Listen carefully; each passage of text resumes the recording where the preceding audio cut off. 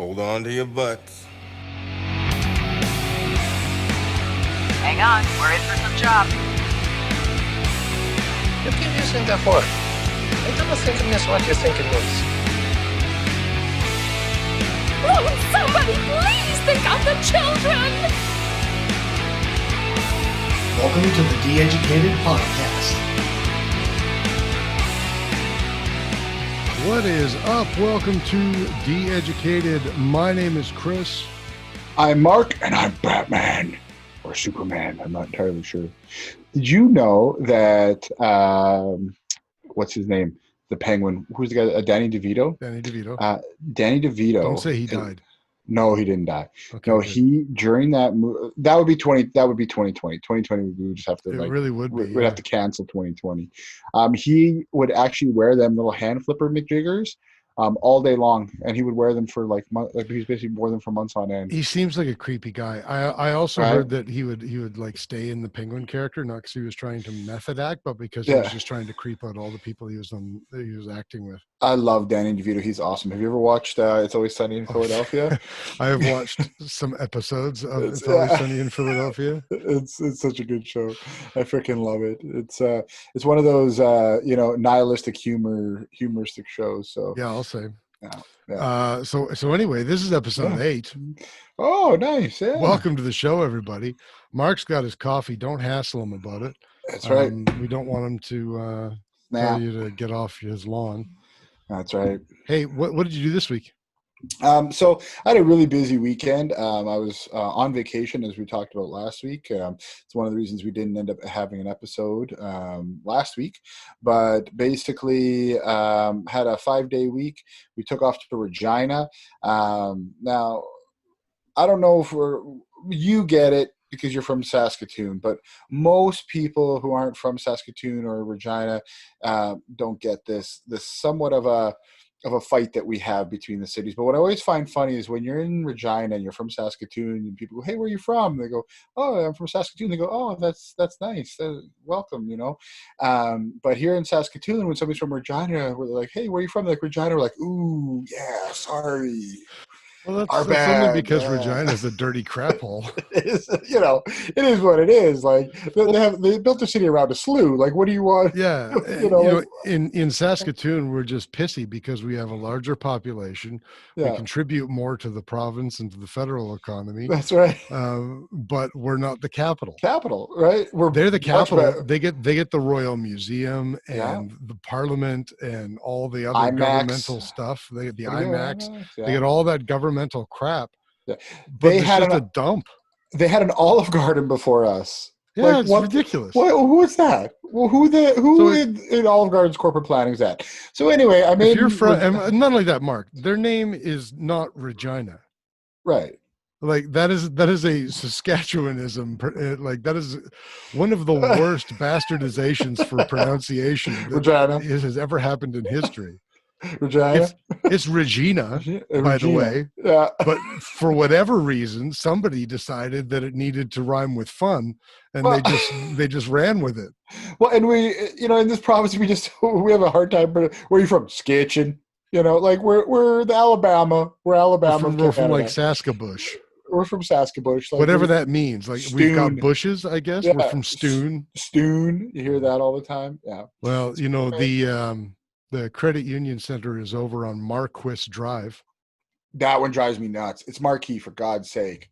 It's I mean, the French invented it. I mean, we can at least try to pronounce it. Try. Or just don't use French words. Right. Yeah, I'm okay with that too. Whatever. Well, I'm definitely okay with just not using anything French. But by the same token, if you would like to visit Saskatoon, you can always get a nice room like the Osbornes did at the Sheraton Cavalier. Ah, was it the Cavalier or was it the Besborough? Well, no, they were at the Cavalier, but it's Cavalier. Oh, right, yeah. Now, Saskatchewan's not the only one that says Cavalier. That's right. I think that's more of a North American. We can be excused for that one, but we do have a town that is literally French for well done. Oh yes, we call it Bean Fate. Bean Fate. We certainly don't call it Bien Fait. Yeah. And by the way, we know that it's French Yeah. because the school is Weldon School. Right. We can't even get the English part of it right. But we do that with our towns in this province all the time. How about what do they call it? Fin later? You mean find later? Like Find it's later, literally sure. spelled find later. It's Yeah, fin but later. I think that's a Germanic thing though. Right. But then we also have but we have no originality in this town or in this province. Like We have Spanish towns. We have Spanish. There's Benito in Manitoba, which is like it's not named after Mussolini, Benito Mussolini, but it you have should Benito. be. There's Erin, Saskatchewan, which is basically a small little town, and that's it's after a place in Ireland. We have Stephen, Saskatchewan. Only we use the Spanish name for Stephen, and then we bastardized the Spanish name for Stephen with the PH. No, it's Estevan. Oh yeah, right. You mean Esteban? Esteban? Like it's Spanish. It means Stephen. Yep. I grew up in that damn town. And we also have what's the one? All of the. We literally have an Amsterdam. We have a Kandahar. Yeah, like we have a very interesting province when you think about it. Everybody likes to think that it's like boring and flat and full of farmers, and it is all of those things. But it's also full of some. I think we've had some colorful people living here. I would say since the homesteading days, and who can blame them? I mean, the homesteaders must have gone absolutely nuts with all of the wind and the dust and everything, not having modern amenities. Right. I probably would have gone a little crazy myself. Well, you have to have a little fun, right? And then like our area, we were actually a temperance colony for a while, like just. It's absolutely insane. So anyway, to make a long story short, I was in Regina, hating life. You mean Regina? Regina, and I'm my sister-in-law got married. So when my wife and I got married, we basically signed a document. We signed all of our marriage license and got married. And then 6 months later, I actually had the wedding. So we had the marriage day and the wedding day, right? You eloped. Sort of. Basically, yeah. We eloped to the Besborough Hotel. It was quite funny because we had the marriage commissioner come in and we signed all the documents. She goes, "Yo, do you want me to say anything?" We're like, "No, we're good." She's like, "Oh, okay." I don't care what you have to say. Just sign the goddamn thing. Sign the thing. Get out of here, right? Anyway, we got a steakhouse reservation. Literally went to the keg. It was awesome. That's awesome. So then, my sister-in-law was like, "Hey, I want to do the same thing that Mark and Aaron did, right?" And so we're like, "Okay, that sounds great." So she's like, "We'll get the marriage commissioner. We'll sign the documents. We're good to go." All of a sudden, this signing of the documents, marriage commissioner thing, expanded into a full-blown basic wedding. There's only 15 of us. They didn't stick to their guns. No, not at all. So we ended up having this kind of impromptu wedding. So I was in Regina for the weekend doing that. Then I came home, and I had taken a couple of days off just to kind of relax. And then I ended up. There was Mapleseed, so I signed up for Mapleseed. Even though one of the local instructors that I know really well didn't tell me about it until the week before, but I believe he did. Yeah, the week before. No, I believe he told you long before a week before. I don't Somebody know. just forgot. That may have happened. So anyway, so I signed up and did Mapleseed on Tuesday. And I know we're going to talk more about that here shortly. So tell me about your week. Well, I injured myself. I guess that was last week. So it was a good thing we didn't really do. I could barely walk for most of last week. So that was a crap hole of a situation. The long story short of it is I found out at 36 years old that I have an extra lumbar vertebra, which means that I have an extra long torso, which means that I have an extra unstable torso. And I have had an injury from my early 20s, a deadlifting injury, which was, stupid, but has plagued me for a long time. And I've got hip arthritis, which makes it even worse. Right. And I was at the range with you, doing nothing in particular. And I ended up spraining the ligaments in my sacrum. Yeah, like you were for lack of a better term, effed right up. Like you were. Yeah, well, it got worse. You were jacked. Like by the time we were Yeah. left, like you were just jacked right up. Like you didn't even shoot. I think you shot what for like maybe half an hour or maybe one set of. I sighted in my MPP? rifle. Yeah. And then I did one practice target. Right. And then I just couldn't shoot anymore. Yeah. Yeah. And Shouldn't have forced myself to do it the first time because I think that made it worse. But that's fair. But we were out at the range. You had to shoot a little at least. Well, it's just showing my dedication to my craft. It's true, right? Exactly. So I made up for it this week anyway. I'm still not fully healed. Ligaments take longer than 7 days to heal, generally speaking. At least I can get around. I'm mobile now. Right. It's just not quite there yet, so it's still really weak. And if I sit down for too long, then it gets really stiff. It's getting so stiff. I managed to do 3 days maple seeding with copious amounts of ibuprofen. So that was great. On Monday, so we had he goes by Rick Antonio. He's one of the co-founders of Project Mapleseed, and we're going to talk about it, and I'll get into it him a little bit more. But he came down to help us run these ones, and we've got a really good group. There's like primarily 4 guys in the Saskatoon-ish, like the northern area. We've got a couple of guys in the southern area, but primarily 4 of us that are training to take over, not take over, but training to run these maple seeds eventually. And it's a really good group of dudes. There's I'm not going to call him an elderly gentleman by the name of Kim. Who he's been shooting competitively for a very long time. He's got a great head on his shoulders, and he's just a all-around great dude. There's a guy, Kris from North Battleford, who's longtime shooter hunter. All the usual Saskatchewan vitamin stuff. C. He's vitamin C. That's right. I actually, when I qualified, my rifle turrets broke, and I ended up qualifying with his rifle. He just loaned it to me, and I ended up qualifying with his rifle. So he's obviously a good dude. And then there's Ryan. Ryan's the only one who's a full-blown instructor right now. The rest of us are still what they call IITs, or instructors in training. So he's a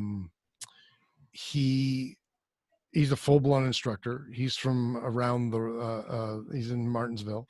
I almost said the Rostern area, but that's not actually true. He's in Martinsville, and he's super great guy, great shooter. And I believe it's Martinsville. Martinsville, that's right. Yeah, get it right, Frenchie. He's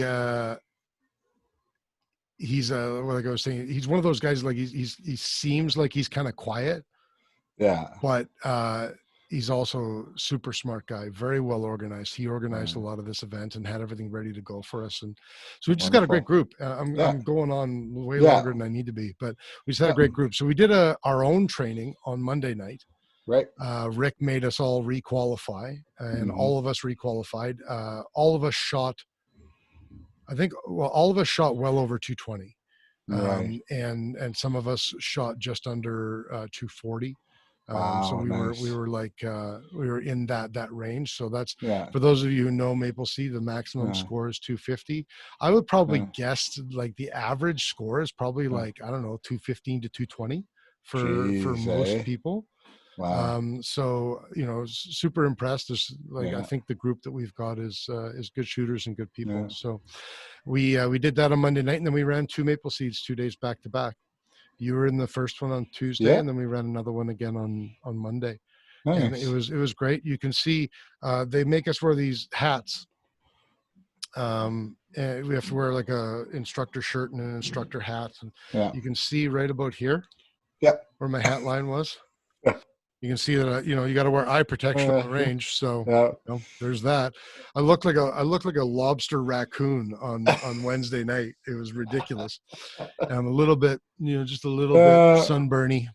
Yeah, no big deal. It'll turn into a tan, I'm sure. Or my whole face. It was definitely beautiful. It was definitely beautiful weather for shooting. Like Tuesday was great. Wednesday was weird. Was it? We had wind in the morning that it said 40 kilometers an hour, but it was coming in from the south. And so basically what happens, it comes straight into the range Yeah. and then it It just just swirls swirls around because you around, got yeah. like 25-foot berms on 3 sides. And Yeah. I swear, down by where we were, it was like 50 plus kilometer an hour winds, and it was just stupid. And we're all Yeah. looking at each other like, we're not going to get anyone Yeah. qualifying riflemen, Yeah. especially in the standing stages. Like the wind Yeah. is just knocking people over. Right. Thankfully, it pissed off around 12:30, 1 o'clock in the afternoon. Oh, nice. Yeah. And then it got nice and sunny and Yeah. pretty nice actually.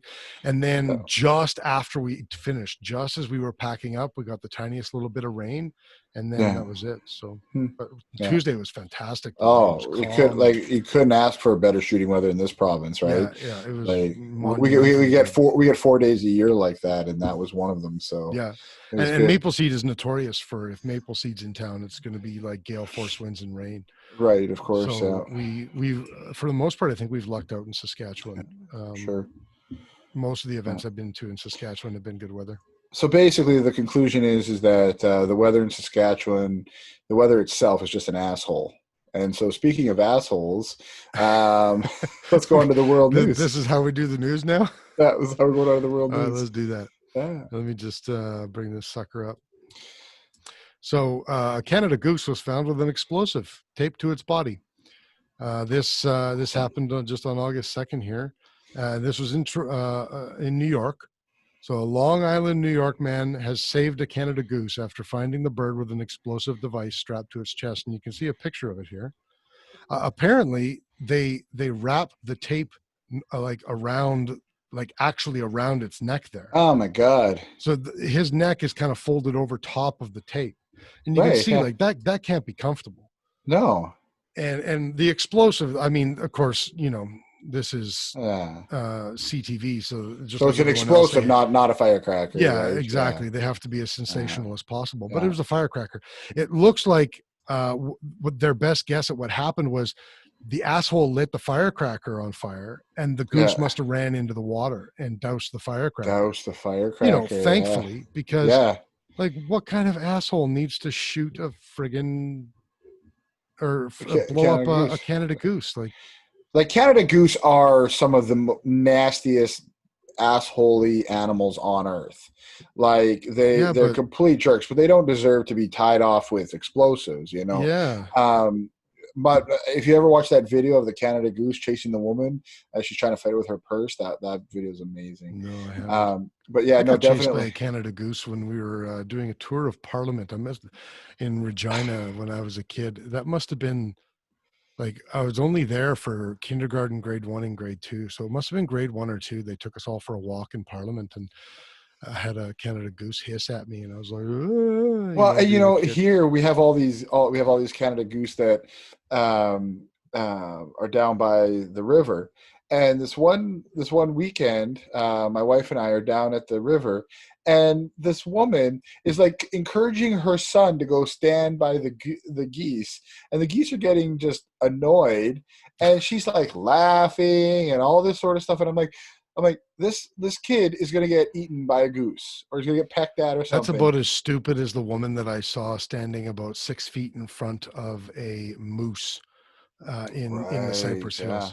For those who don't know, the Cypress Hills, like down in southwestern Saskatchewan, and we do have hills. And well, you know what? For everybody will understand this.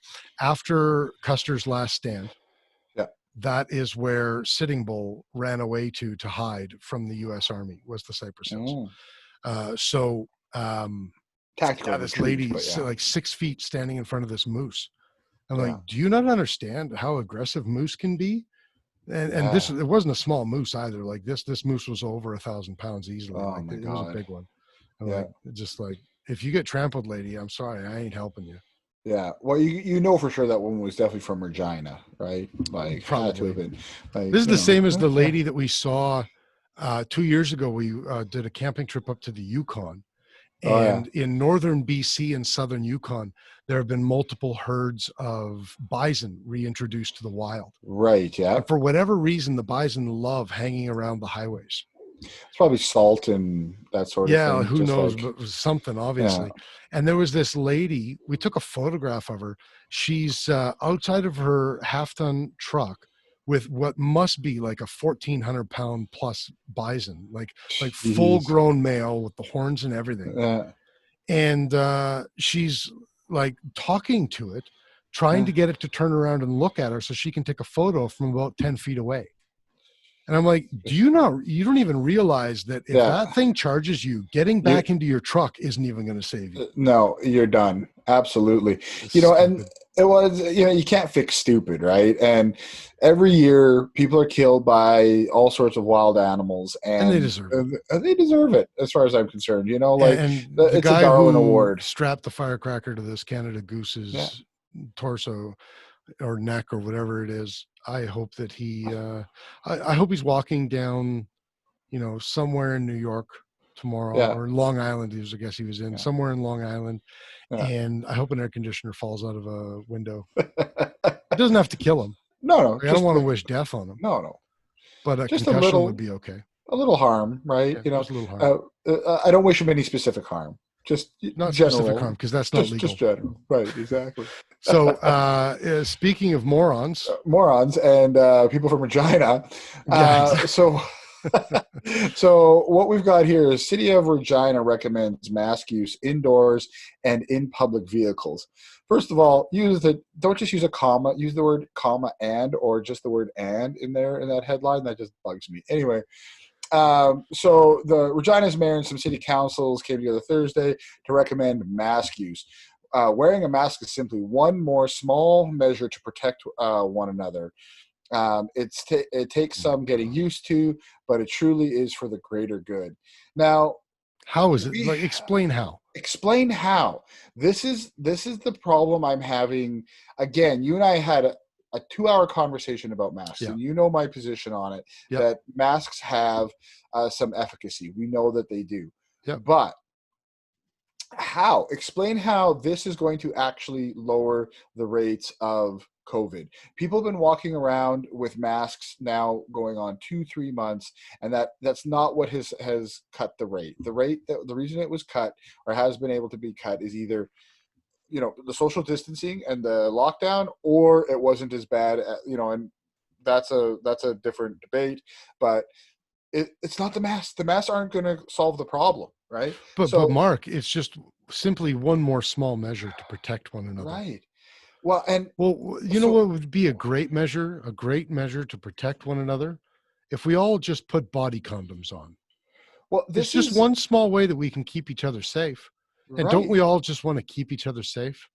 Well, this is the thing. I had a shower thought today about this, right? A shower thought. I'm excited to hear how this goes. Yeah. So it was like I was lathering up. No. So there you go. There's a mental image for all of y'all. So the shower thought I had was like, and of course we've been seeing this shift happening in our culture for a while, but since when do we stop, like to protect our vulnerable people, that we stop all society and we stop protecting our vulnerable people? Right? Like that's what's happened here is that people go, well, what about the vulnerable people? What about the immunocompromised, right? I say, I agree. Let's protect those people. Yeah. Let's you know what? Charge a tax. Let's find some money. Let's figure out a way to ensure that these people are taken care of. Let's ensure that our old folks are taken care of, that our immunocompromised are taken care of, that those who you know, and this leads to the whole school thing too. Yeah, like, well, of course it does. You know, all of considering these masks in schools too. Actually, public schools will be wearing masks. Will be wearing masks. Yeah, all the way from 4 to 12. Yeah. And yeah, I agree that, you know, we need to protect the vulnerable, but that doesn't mean then what we do is we find a way to create a better classroom for them, or a more ventilated space, or we figure out a way to protect them from or with masks that they're wearing, right? And we figure this way out. This other reverse. This is the peanut allergy. Mm-hmm. This has become the peanut allergy. Now you can't have peanuts in school, right? Yeah. Because you might possibly, maybe accidentally, not on purpose, hurt somebody, right? Yeah. Like. We've gone nuts. You know, we didn't put it up as a news article, but just today, the mayor of Saskatoon did this exact same The thing. same thing, right? Yeah, I saw that. And in fact, they went one step further and said that in September, our city council will be discussing a mandatory mask. Discussing making it mandatory. Yeah. Like, what possible? I understand they're trying to understand it and or what their claims are, but this is beyond the pale now. We've really lost the plot on where we're at. And speaking of places that have lost their mind, tell me a little bit about Melbourne. Well, here we go, Melbourne. And this, we're talking about masks, right? And this is what really bothers me is there are other places that are already trying this authoritarian crap. And, it's not going well. So I'm going to play you two videos.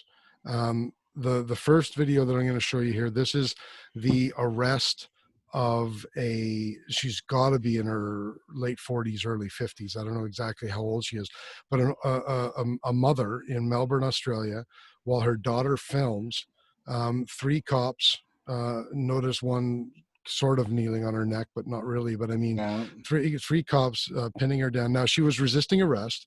Okay. Yeah. But the whole reason that they were being arrested in the first place is because they were breaching Melbourne's bylaws for being out in public without a mask. Outside, not indoors, just outside, no mask. Yeah. Well, you get a fine for that. Well, they wanted their ID to give them a fine. They didn't have their ID with them, so they arrested them. Jesus Christ. Rather forcibly. Yeah. And the bigger part of this particular news article is Victoria Police handed 176 fines for breaching coronavirus detections. I think that was over a weekend. And what's interesting is it lists in the article, I'm not sure exactly where, but at one point in the article, it mentions, first of all, this is almost a $1,700 fine. Okay. Wow. Yeah, almost 1,700 Australian dollars. So are they charging homeless folks that can't afford masks? I can only assume. Only assume. Like, who knows, right? Like, so homeless that's how you're folks treat don't your make the poor news, people? Though. Nobody cares about homeless poor folks. people. Yeah, like unreal. Right. So one of the tickets, again, I'm not sure where it is in this article. It's in there somewhere. But one of the tickets they handed out was for a guy who, as the news wrote it, got peckish at 2:30 in the morning and went to a convenience store for food. And got a freaking fine. So the bylaw is you're not allowed to be out in public unless it is for essential travel. Well, they seem to acknowledge that an essential reason to be out of your home is to go get groceries. But because it was 2:30 in the morning, they gave a guy a ticket because he wasn't going to the grocery store. He was going to the convenience store for food. Wow. $1,700. Australia, you need to do better. Like, you're get better your crap than this. together. You're better Grow than up. this. Yeah. Anyway, we're going to watch this video of the mother being arrested here. However, just give me a sec here. I didn't share. There, now you'll be able to hear the video here. So She says I'm dealing with you now. I need to confirm your identification. I don't have my ID. Well, then where is it? It's in my mom's car. You don't have a wallet here? No, I Where's don't your have. mom's car? and they're grilling the mother. It's close the by. daughter, No, sorry, You need asking to talk for to me, her okay? identification. Wow. The reason that you're arresting your mum and we're going to arrest you is because we can't confirm I was walking by. I was walking by. Then how come she's told you that you're her daughter? Yeah, she's my mom. I know. Okay. Serious, you need to talk to me. Where's So your ID? apparently, you can see a picket sign. Yeah. Apparently, There's they a were just fourth cop standing there. There. What's that? There's a fourth cop there that's talking here. to Is it this walking? woman. Yeah, no, 3 of them are arresting this 50-year-old I woman, don't know, maybe yes. and one of them is talking to the daughter. Yes. Wow. Now, You need to take it apparently, the reason seriously they were because you won't there be is they were arrested just if I standing on the confirm street your ID. corner, protesting some human rights stuff You about won't be Russia. arrested if I can confirm your ID. Jeez. Tell me how I I'm can not doing anything wrong. Yes, you are doing something wrong. You're out in contravention of the COVID restrictions, all right? But I'm Out walking. in contravention all of right. the I COVID still need to restrictions. confirm your ID. You're not allowed to And be you're outside. gonna be You have under to arrest. be I'm not indoors. breaking the law. No, I Man. believe you are. So That's I need And this is insane. recent. Like, this is How am I just gonna do that? this is just in the last week. No, you Mama, tell me. stop. You're the one being a smart ass about this. You tell me how I'm going to confirm your ID, or you'll be on. So That's there was incredible. that. So here, I just want to read here. So current numbers of COVID. So in Victoria, Australia, they've had 16,517 cases with 293 deaths. Yeah. So that's in Victoria proper, it shows. Yeah. So, we're talking about Per 100,000. I'm trying to remember, or per million people in Australia. I was just looking this up earlier today. They have something like 2.5 deaths per million. Right. So, like that, so they've got a population of 6.3 million in Victoria. So Right. like we're talking about an extraordinarily small amount. And I understand the people's, the 293 people, I do not want to talk down or speak badly about. Of course not. Like death right? is, and that's is not bad. it's bad.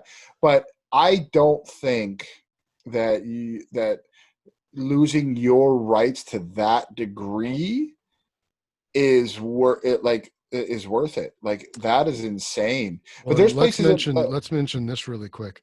176 fines at $1,652 per fine.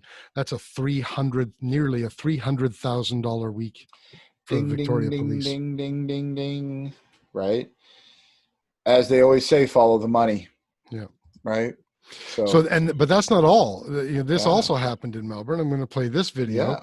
Yeah. This is again just a woman who is out walking around. How dare she, without a mask? And this cop starts two-hand choking her up against a wall. And she was arguing with them prior, but I think this is only the one. Yeah. Okay. So we're going to watch both. There's two videos of this going on. But before you start these videos, I just want to make one small comment. Sure. That Australia, Canada, the UK, these are always countries that are held up to the highest esteem when it comes to the way police. Well, human rights, but the way the police treat. Right. Like this is the standard. Anyway. Continue. So we have to mention that this woman took a swing at the cop. Tried to knee the cop and did kick his partner. Yeah, she's all with his hands around her throat. Right. All of these people, are in violation. Like so far from what we can tell, have tried to assault the officer. So the officer does need to place the person under arrest no. Don't misunderstand. Yeah. She assaults the officer after his hands are around his throat and he is choking her. Okay. Do we know, do we see that in the video or no? You get a better idea with the second video. But second video. Gotcha. We'll watch and then we'll comment about. Okay. Let go. Get the off me. Get the off him. Stop. You bitch. Get the off me. What are you doing? You just kicked me. Choking me, girl. What the All kinds of things. He held her up by the throat instead of shooting her down. Jesus. Now he's just rolling her over. So like nothing wrong with this. Yeah, that's fine. Yeah, but you're choking her. As a man on a girl, and you choked her. Oh, what? For a mask? For not having a mask? You got pedicure. She doesn't have a mask. Are you serious? Just for not having a mask? Anyway, so that's one angle. This one was obviously taken from an apartment. Yeah. Oh, this isn't the one I was thinking. This is after he was already. There was another one that was showing them go further over to the right here. And he had his hands around her throat for before she started. And he walked her all the way over to the wall here. And that's where he threw her around.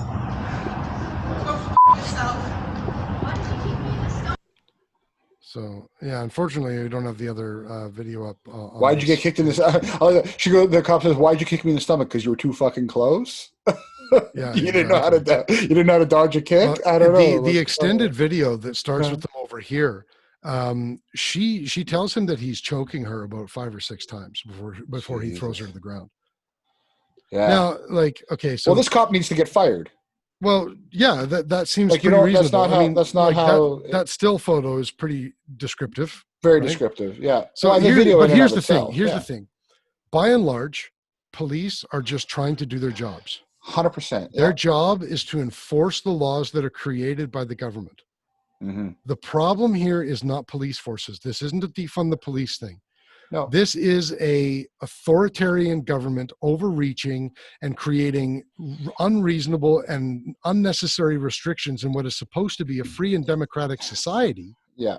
And this is the result when you have citizens who are not used to having their freedoms taken from them. Yeah, exactly. And police forces who are simply just trying to do their jobs, collect their paycheck, and go home. Right. Well, and I was just going to mention that, like most people who are officers have the personality type where law is paramount in their mind, Yes. right? So they're saying Sure. the government has said that this is the law. I need to do my job. My job is to enforce the law, so I will go and enforce it. And so this is their personality type. This is the type of person we want as an officer, right? So the officers have been put in this really effed up position where they have to enforce a bylaw that by and large is full of crap, right? Yeah. And now this particular officer putting his hands around her neck, fired off you're done. Go home. Oh yeah, you can't just choke people and walk around with your hands around their throat. You can't do that. Go home. No, he clearly wasn't applying a lot of pressure. Yeah. There were a couple of points in the larger video where just a couple of points where she's kind of struggling and her voice is a little bit strained, but he was holding her there strongly enough that when she tried to make him let go, it strained her voice. Yeah. And you can't choke people like that. You can't choke people like that. You just simply can't, right? And by the way, if you train properly, he wouldn't have choked maybe her like learn that. a little bit of Brazilian jiu-jitsu.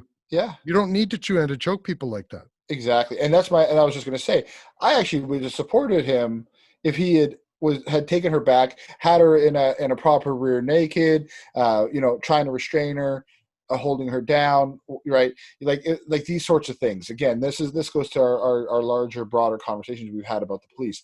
Like they're piss poorly trained that they'll go two-hand choke a suspect in that situation. Now, maybe we're being a little bit harsh on the police. I mean, we've never been police. We've never been in those situations. Yeah, I don't know if although I've been in, I don't know. Have you ever been in a bouncing situation? You ever worked as a bouncer? I was a bouncer for years. Yeah, so I worked as a bouncer for only a summer, but I worked as a bouncer in a rather sketchy. I was also a repo man for 5 years. Place. Yeah. So, I mean, we've been in, it's not like we've never been in confrontation, but we've never been police officers and, but it's also very clear that the more equipped you are and the better trained you are for a situation, the less likely you are to overreact to a situation. 100%. And so but I don't want to focus too much on the cops. No, because ultimately the real problem here is authoritarian draconian laws being instituted in what is supposed to be a free society for very little reason. I guarantee you, if you look up the stats, the province of Victoria in Australia, I guarantee you they've had more murders than COVID deaths. Oh, for sure. I guarantee you they've had more suicides than COVID deaths. Yeah. I guarantee you that there are a number of other travesties that are going on in Victoria at the moment that outweigh the number of deaths that have occurred in that province due to COVID. For sure. Well, even and this kind of goes to this whole point of, they're implementing these laws and even these recommendations, like here in the province around masks and the social distancing and all of this sort of stuff, the nurses and the doctors, we were trying to flatten the curve, and the nurses and doctors were making TikTok videos because they didn't have masks. They didn't. Well, no, because they're doing TikTok videos because they were so bored. There was nothing to do. Oh, I got you. Yeah. Right. And so certain areas, obviously that wasn't universal, but it wasn't universal, but it was very, very common. But it happened in certain areas. Yeah. The big overflow of people coming in to be, or the big overflows that we were expecting, we managed to flatten the curve. Right. Yeah. And well, so don't forget that our two cities have 2 triage centers now for COVID that were built specifically for it, that have a combined capacity of over 320 beds, and not a single one of them is used. Well, and that's what I'm getting at, right? Is that not only did we flatten the curve, so the doctors and nurses were able to do TikTok videos because we all locked down and they were not inundated the way they thought they were going to be. So we did the right thing. We locked down. We flatten the curve. Yeah. The curve is even flatter now than it was 3 months ago. Yeah. And they're implementing and now the these restrictions laws, are getting more and the restrictions are getting. So this is the problem, right? And this is where people have kind of have gone loop-de-doop. Yeah. Anyway, so at this point, we'll move on. But I think that we Yeah. have to say that we're pointing out all of the negative things about COVID, and you can't do that now because that makes you an anti-vaxxer. Anti-vaxxer. I think we have to say that COVID-19 exists. COVID-19 is real. COVID-19 is 100%. killing people. COVID-19 is dangerous. I agree The with all difference that. is that we refuse to overreact to it. Right. And that reasonable precautions need to be taken. Emphasis on reasonable. Well, and that's fundamentally it. I went to a restaurant today, real quick. Server was wearing a mask. Yeah, cool. Perfect. Do it. Perfect. I Thank prefer you. it. Yeah, prefer it. Actually, I would have preferred it. I would have fucking preferred it 2 years ago when, like one of the real quick, one of the sickest I have ever been is I had spinal meningitis when I was 16 years old. Right? Guess where I got that? At a restaurant. Mm-hmm. So, you got the Which is funny funny here? that they call it spinal meningitis because you don't have meninges in your spine. Oh yeah, fair enough. Yeah, it's in the base of your brainstem. Yeah, no. Anyway, weird wording. I'll tell you this: I don't wish that on anybody. Yeah, I'm not going to share our sound anymore, but so yeah, this one's more on the lighter side, I guess. Nice. Chinese man's big belly saves him from falling down well. First of all, so I guess what happened here is this guy who, it mentions that he has mental health issues. I don't know why that's relevant, but he's a rather large man. And he stepped on the wooden cover of the family well. The wooden cover broke. He fell through and got stuck at the waist. So of course they say, well, his big belly saves him from falling down a well. So first of all, you got to look at the photograph here. And I love this photograph because like that is a harumph face. Like they didn't have to blur his face out to tell him. He's sitting there like, yeah, this is stupid. But second of all, this guy could have a 6-pack. He ain't falling down that well. Yeah, right. Like no way those shoulders are getting past that well. Yeah. And even if the well was slightly wider than his shoulders, like what are the odds that he's actually going to fall all the way in? Is he just not strong enough in his arms to push himself up? Is that he must not be, right? Like I don't know. Like he doesn't seem like he's in any inordinate amount of distress. He apparently, once they pulled him out, he walked away. He was uninjured. But yeah. So it's interesting. What's really funny about this is China, right? The fire service had estimated his weight at 500 pounds, although the Sun cited other reports that he was closer to 300. That guy is not 500 pounds. Not even close. Not even close. Like I understand that Chinese people are average, smaller, lighter, shorter people. There's no way that guy's. I doubt he's even 300 pounds. Well, I was just going to say I don't even think he's pushing 300. As a guy who weighs 300 pounds, I can tell you. Yeah, like we don't have any like good scale references, like maybe the broom or whatever. But even this guy, like in comparison, like the pan, this guy. Yeah, which guy? Oh, sorry, I guess you can't see my mouse. So the guy who's like right in front of him, right? This guy. Yeah. Yeah. So like he's probably your typical 150, 160 pound. Yeah. Like this guy's like 240. Yeah, I would say something like that. Anyway, he fell down a well. Fell down a well. Poor bastard. So that's something. And of course, also, because we would be remiss. I think we should just do a Florida man every week. I agree. I think we should. The last 2 weeks have been rather coincidental, but I think we should just find a Florida man every week. So, well, it's not hard to do. Yeah. So this week, Florida man tells cops he was gifted pants by a passerby after drugs found in pockets. Nice. So the best excuse ever. I know, right? The dude got into a fight with somebody that he knew. Cops were called. Cops came. Cops are talking to them. First of all, he starts claiming that it wasn't a fight. We were just play wrestling. But apparently he's super nervous and he's fiddling with something in his pocket. Right. So the police end up searching him and they find drugs in his pocket. What? Shocker of shockers. I know, right? So 4 plastic bags were found in his pocket, 2 of which had marijuana and MDMA, and the other 2 had residues of an unknown substance. Which means that, Coke. somebody was already flying high. So in order to try and get out of the drug charge, he tried to convince the police officer that a passerby had just given him their pants. Seems and legit. He had no idea there were drugs in them. Which pants are these? I don't know. How'd you get them? My pants, officer. Dude just dropped them off on the way by. They fit me perfectly, but they're not my pants. It was a drive-by panting, sir. Yeah. You wouldn't believe it, officer. This man came by and he held a gun to my head and told me to put his pants on. Oh my God, I freaking love it. That's fantastic. Now, I'm going to use that excuse for everything from now on. Yes, not my pants. Not my pants? I don't know. I don't know what to tell you. So last week, obviously we didn't report on this last week, but last week, it might have been 2 weeks ago now, a week and a half ago, 4 major companies, the CEOs of 4 major companies appeared before Congress in the United States on monopoly hearings. Right. Yeah. The United States Congress is concerned that Facebook, Google, Amazon, and what was the other one? Facebook, Amazon, Google, and it was another one of these big giant companies. Yeah, I don't recall.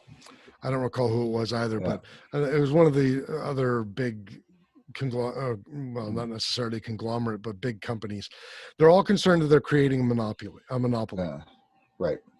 So now Canada is apparently also concerned about this. Of course, this is the Canadian Competition Bureau, which doesn't actually have much for authority. It's very different. Not that Congress has a whole lot of authority, right? Yeah, things either, but they're concerned about it. So they're, honestly, people. It's worth mentioning that this is a thing, but whatever. Like, you guys figure something out. I don't care if the Competition Bureau, we know that they do this stuff. Like, here's what they're concerned about. Past or existing Amazon policies that may impact third-party sellers' willingness to offer their products for sale at a lower price on other retail channels, such as their own websites or online marketplaces, the ability of third-party sellers to succeed on Amazon's marketplace without using its fulfillment by Amazon service or advertising on Amazon.ca, any efforts or strategies by Amazon that may influence consumers to purchase products it offers for sale over those offered by competing. Does anybody actually think they're not doing these things? Well, I think my favorite part from the American, when they asked Jeff Bezos about this, but there's 2 parts that I really loved. Was one, when they asked Jeff Bezos about this, he goes, "Our policy is that we don't compete with third-party sellers, but I can't guarantee that policy hasn't been broken." That's what he said.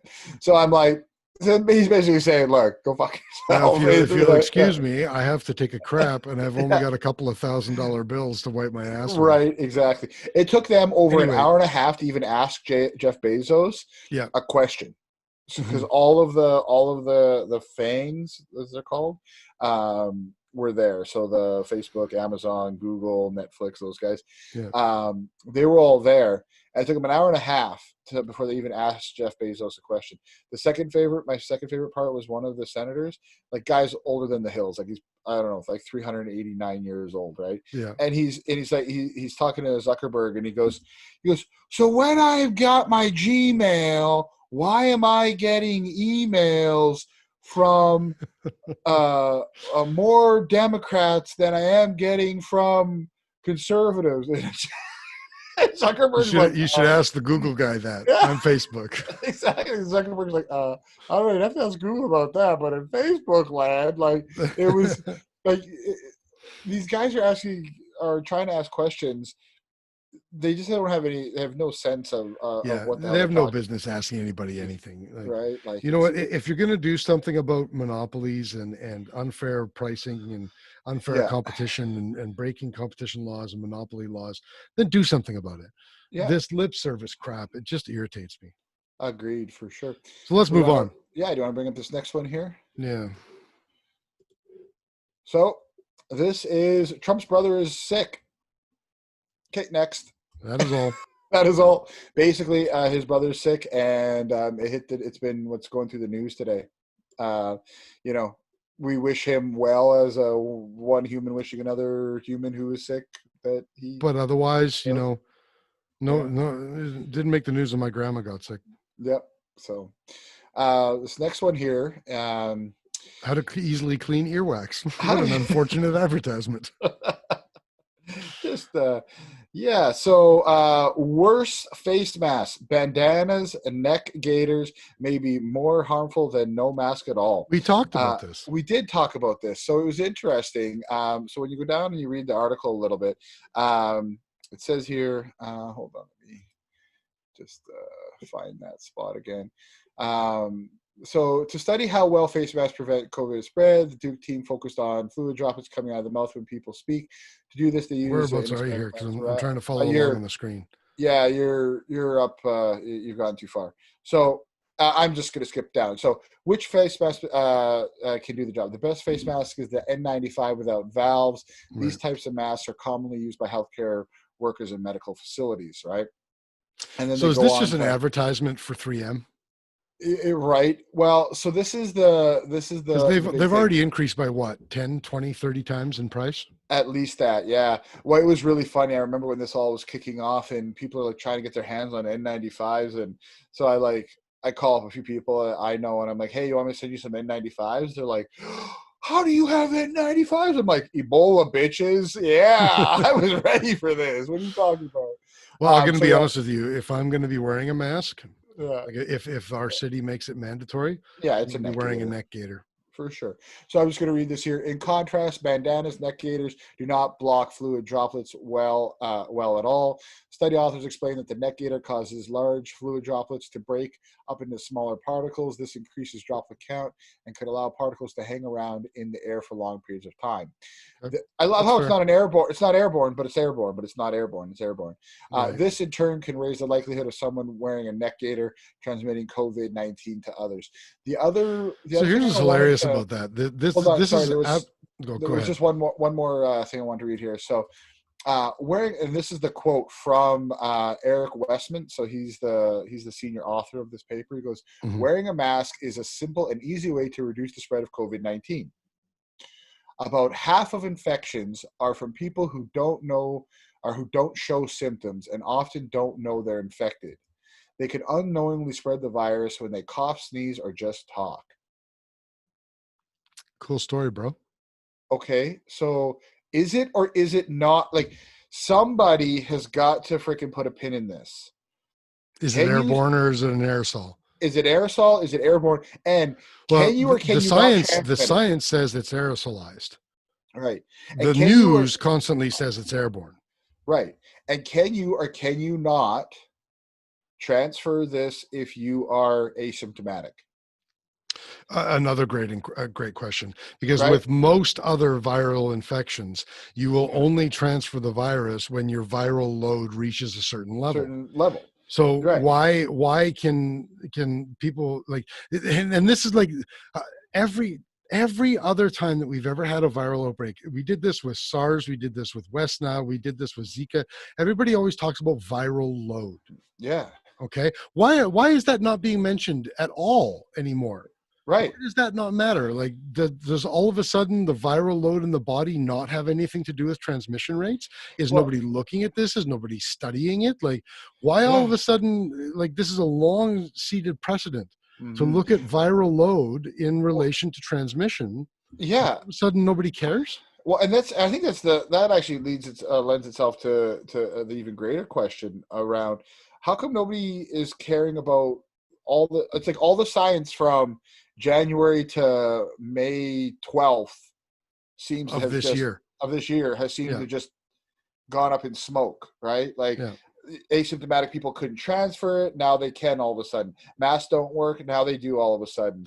But at the same time, all the studies that have been done at the same time, all the studies that have been done in 2020 are gospel, and all the studies that weren't done during a pandemic, a highly politically charged pandemic, don't mean anything anymore. Exactly. And I think that's I'd like to remind everybody when I referenced a study from 2015 when we did the mask discussion episode. There's 400 and some odd health practitioners were studied wearing cloth masks and wearing N95 masks, and nearly 1/3 of them contracted influenza anyway. Well, the head of Denmark, the head of the public health in Denmark says don't wear masks. They don't do anything. So, and right, Denmark is the country that everyone's comparing Sweden to. Because they're doing so damn well. So which is it? Like, this is the problem, right? Is I don't like, and yes, it's a moving target. Science is a moving target. You don't always know. You don't always know the answer for sure. It can be one thing, and then it can be the other. That's why usually scientists don't set accept policy something as law until it is repeated multiple times. That's right. The studies have to be repeated. And you don't set it as policy until, from a governmental standpoint, when you're dealing with science, you don't set the policy until it is well repeated, until it's repeatable, until you actually have a certain sense. And I have to say, this is one of the first times I've seen, at least in my lifetime, where policies being made, and then that's leading without the science, or that the policies being made in spite of science. Yes. Right. And that, to me, is just so a politician can virtue signal and say it's just one more small step. There was no masks. We weren't putting masks on our kids, and we're sending them all back to school.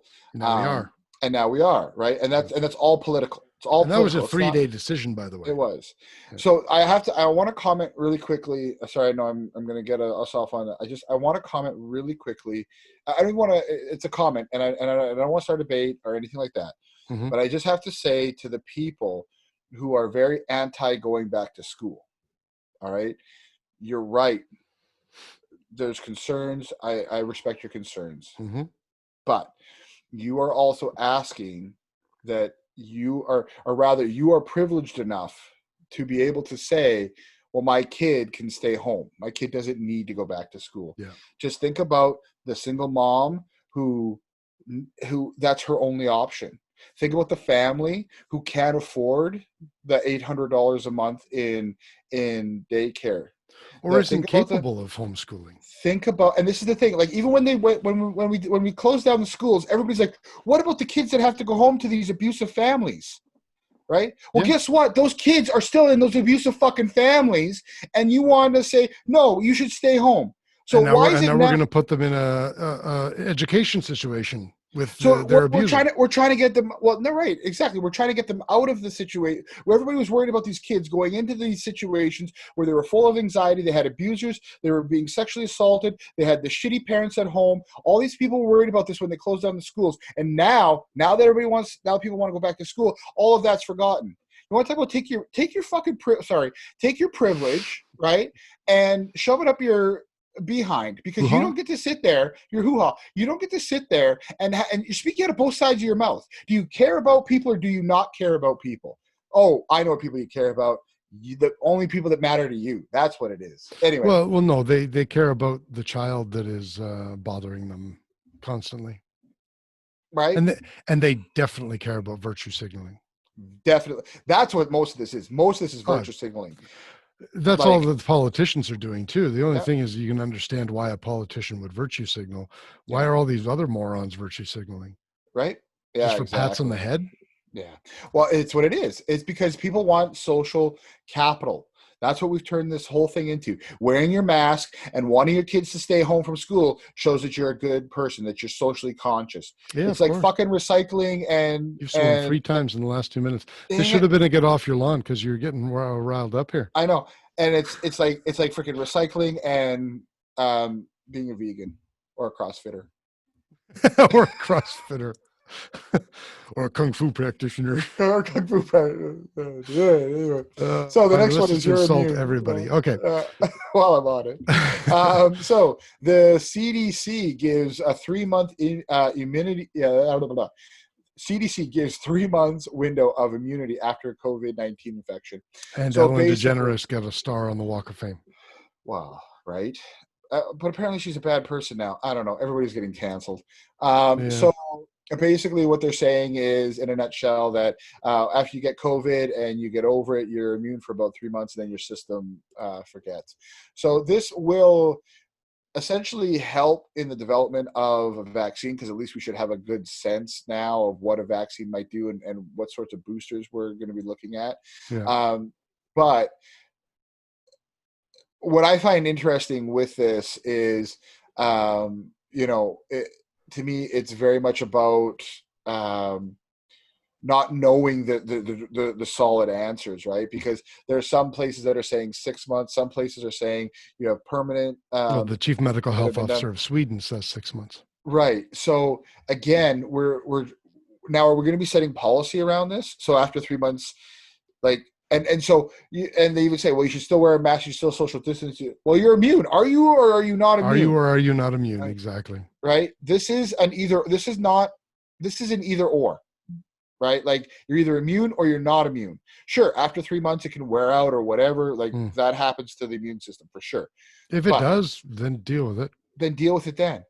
If you are immune, if you walk out, if you've had COVID and you're over this it. Is turning into a COVID heavy episode. It is. I know. I think that was unintentional. It truly was. But if you have COVID and you walk out of the hospital and you've gotten your 2 weeks, you've done your quarantine, you're good. Yeah. You should be good for 3 months at least. You know what Sweden does? Mm. If you get sick, then you go home. Yeah. If you need to go to the hospital, you go to the hospital. Yeah. But otherwise, you stay home, you rest. Yeah. And when you're not symptomatic anymore, you wait 48 hours. Yeah. And you go back to work. It is strangely enough, I think we've heard of this sort of a system before. It's almost as though that's a long established system that we have been doing for every single new infection for however long, and the human race is still here. Yeah. And man, I cannot wait to see what Sweden's economy looks like next year or the year after that. Well, they'll be the only ones with any money, and they'll be only the ones able to sell anything to anybody. And I would love to see. I can't wait for another couple of years when we get the Western world's homicide, suicide, and spousal abuse rates. Oh, it's gonna be horrific. Yeah. You know. I mean, I say I can't wait, but I mean, I actually can wait for obvious reasons. Right. So no more COVID. Let's talk about our what's going on with firearms. There's an update here. So the CCFR, who is involved in one of the 5 major lawsuits against the government right now for the May 1st Order in Council, is organizing a march. So they call it the Integrity March. They did what they called the Integrity March last year, I believe. What they did is they got this big RV and they vinyl wrapped it with Integrity March and put Trudeau's face on it, and a bunch of other politicians, and on the back of it said like honk if you support gun owners or something like that. And they drove from Liberal MP's office to Liberal MP's office, starting in Ottawa, heading west. Their plan was to make it out to Saskatchewan. I think they planned to make it to Regina. I don't think they intended to go all the way to Calgary. I'm not sure if there were actually any Liberal MPs in Calgary. And the only one the only one in Regina at the time was Ralph Goodale, who no longer is around anymore. They got storm stayed in Manitoba and ended up having to turn around because we had that major storm. I forget which month this was, but we had that major snowstorm that like rocked the whole country. They ended up having to turn around. But so I guess this is their next iteration of their Integrity March, and they've got people coming from all over the country that are gun supporters, and they're going to do a big march. They were going to do a demonstration on Parliament Hill, right? But they were actually denied a permit to do that. Oh shit! Big surprise. So they're just doing a march instead, and they're apparently they're going to go. They're going to march all the way over to the Supreme Court, and they're going to do some talks and do all this stuff. Now, a couple of things to say about this. Me personally, I'm not a march guy. I'm not a demonstrator. Like I'm not that kind of guy. I've supported lots of causes that had absolutely nothing to do with guns, but when it came to marching, it's just not my thing. I've had the opportunity to march in the Pride Parade, for example, many years in a row. Mm-hmm. I've known people that have been in the parade and helped organize and all that sort of stuff. It's just not my thing. The I Don't Know More marches, I had an opportunity to participate in those. Again, it's just not my thing. I'm not a march guy. Obviously, I'm opinionated. I started a podcast so that I could, vomit my opinions all over whoever would listen. But I'm not a march. Like 7 people. Yeah, like 7 people. No, we had 36 people, man. So anyway, they're doing this in Ottawa, Saturday, September 12th, at 1 p.m. Eastern. So there you go. I've been listening to people who are flying in from all over the country. So maybe my Air Canada stock will go up a little bit. I wouldn't mind that too much. I mean, they even got like hotels listed here where you can get cheap hotels. Nice. Best Western Ottawa and Carling. We've stayed there. Yes, yeah. That's where really we used good to stay hotel. when we used to train at Hensel Gracie Owama. Yeah. Not that anyone cares about that, so that's a useless fact. So, so there we go. The Integrity March 2020, I guess. That's pretty much does it for the news. Yeah. Why don't we talk about our main topic, which is Project Mapleseed? For sure. Why don't you give us a little bit of a synopsis on what it is, and kind of what its origin story, its backstory. Sure. Was it was it a young kid that got hit by chemicals that grew up and became a superhero and was bitten by a radioactive 22? Yeah, exactly. Well, first of all, I wasn't there for the origins of it. So I'm just going to kind of repeat the stories that I've heard some of the co-founders saying. So Project Appleseed has existed for quite a while in the United States, and it's designed to teach essential rifle skills to the citizenry. The idea in America being, the militia, it has to do with the Second Amendment, all of that sort of thing. The citizens are the militia, and if you're going to be a militia, you should know how not to shoot yourself in the foot. Well, they're supposed to be well-trained and well-regulated. Well-trained and that's the well-trained and well-regulated part, exactly. Now, the interesting thing about Mapleseed is they apparently do 2-day courses. The first day you're shooting, the second day apparently you learn a lot of American history. Right. So that's kind of interesting. So there were these shooters in Eastern Canada, primarily, well, exclusively actually, and they had these relationships with some people who had been doing these apple seeds, and they convinced some instructors to come up from the United States and run an Appleseed event in Canada. And the interesting thing about that is Appleseed has a mandate to operate only within the U.S. Right. Yeah. In fact, if you want to go to the United States as a Canadian and take an Appleseed, you can't, generally speaking. They just won't allow you. You have to be an American citizen. Right. But they, in one way or another, were able to get an Appleseed put on up in the U.S.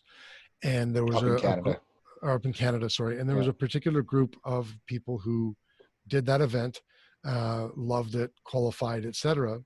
And then apparently they spent a little time kicking it around, like, this would be great. We should do our own thing. Like, could we get this started up here? Appleseed was like, sorry, bro, can't do it. We're American only. You were lucky that we came up once. Can't come up again. And then apparently somebody contacted them and said, hey, there's a Appleseed instructor event going on in Waco, Texas. I'm not sure if they were concerned or not about where in Waco, if it was on a ranch somewhere that in a gated community that the FBI is watching or not. But maybe that's a joke in poor taste. Canadians find it funny. Anyway, they went we watched it on CNN. Yeah, exactly. So they went down to Waco. They did this instructor training, and they basically qualified as Appleseed instructors. And then they came back and they turned the program into a Canadian program, and they called it Project Mapleseed. And really, essentially what this is it's like World War I, World War II era Army rifle skills. Right, yeah. They're not entirely relevant for modern day military, because modern day military uses a completely different rifle platform than they did in World War II. And not the least of which difference is that they're using semi-automatic actions instead of bolt actions. Right. Yeah. Mapleseed, most people do it still in semi-automatic, but the way that you shoot is designed for the bolt actions. Actually, that's not even true. I'm talking completely out of my ass here, because they say it was designed for the M1 Garand. Right. Yeah. So it was designed for semi-automatic action, but it's the rifle and marksman training that they would have given in World War I, World War II era of the United States Army. So it's great stuff that's super applicable for what the average Canadian uses a rifle for: hunting, plinking, pest control, all of those sorts of things. Super, super applicable. And you've got a number of guys. First of all, one of the founders is very heavy into rifle competitions. He runs a lot of the CRPS now, Canadian Rimfire Precision Series. And he's got like, when we saw him, it was Rick Antonio. I was talking about him earlier. And when he was just in Saskatoon here, he pulled out like, after the first day after you guys left, we were debriefing. He pulled out like 7 or 8 rifles that are just 22 long rifle. Not a single one of them was under $1,000. And some of them were over $6,000 22s. Jesus. So, I mean, you got guys like him and other guys. And I think from what I understand, I'm not entirely certain who the original 4 were. I know Kevin was one, Kelly was one, Rick was one. I'm not entirely sure who the 4th original co-founder was. I know an American named Stacy got pretty heavily involved in getting them going, and even came up and helped out for a number of years. I think this is the first year actually she hasn't. Oh, okay. Yeah. But I'm not sure if they consider her the 4th co-founder or not. I just don't know. Yeah. But I know Kelly, Rick, and Kevin for sure. And really, for the last several years, they've been going across the country teaching these skills to people who want to learn how to use a rifle properly. Yeah. And frankly, I think that's great, because I think it's really missing in the firearms community in general. Most people teach themselves because training is either not accessible or not, well, let's just say not friendly. Yeah. So I think they're doing a great service. And when I went and shot it and qualified it, I thought that it was such a great thing that I wanted to get involved in learning how to teach it as well. So I've been doing that for the last several years. Yeah. And, I remember just saying that, like, when I went through my first, so this is the second time I've gone through the course. The first time I went through the course and we were learning a variety of different things. One of the comments I made was, this needs to be part of the PAL program. Oh yeah, 100%. Like, it needs to be completely merged into the. No, it ignores handgun. Yeah, and it's teaching you general rifleman skills. It's not necessarily teaching you how to use an individual rifle. It does make some assumptions. I mean, they go over, for example, the 6 steps to making a rifle safe. Yeah. The assumptions are already being made that, you should, that like the acts and prove that you're taught in when you're getting your PAL, and you know what a magazine is, and you know what a scope is, and and you know the difference between scope and iron sights, although they kind of go through different types of iron sights and that sort of thing. But it makes some assumptions that you would have already had your PAL, although you don't have to have it. Anybody can do it. And that's the crazy thing too, is they've been amassing these rifles over the last several years, so they can have loaner rifles, so people can just show up and they'll just put a rifle in your hands and you can do it. You don't even have to have your own. Which I think is just fantastic. On Tuesday when you shot, actually, I ended up loaning my rifle to a person, just because the rifle they had just wasn't very suitable for what they were doing. The next day I almost loaned it. The guy was having some issues with his rifle. He ended up sticking with it anyway. But it's long story short, it's just a great program. And so I think what we wanted to do with this talk was we wanted to maybe go through your perspective. You've gone Yeah. through the course twice, Yeah. and like maybe let's talk about the experience a little bit, and Sure. Yeah. then maybe encourage people to take it when it's in their town.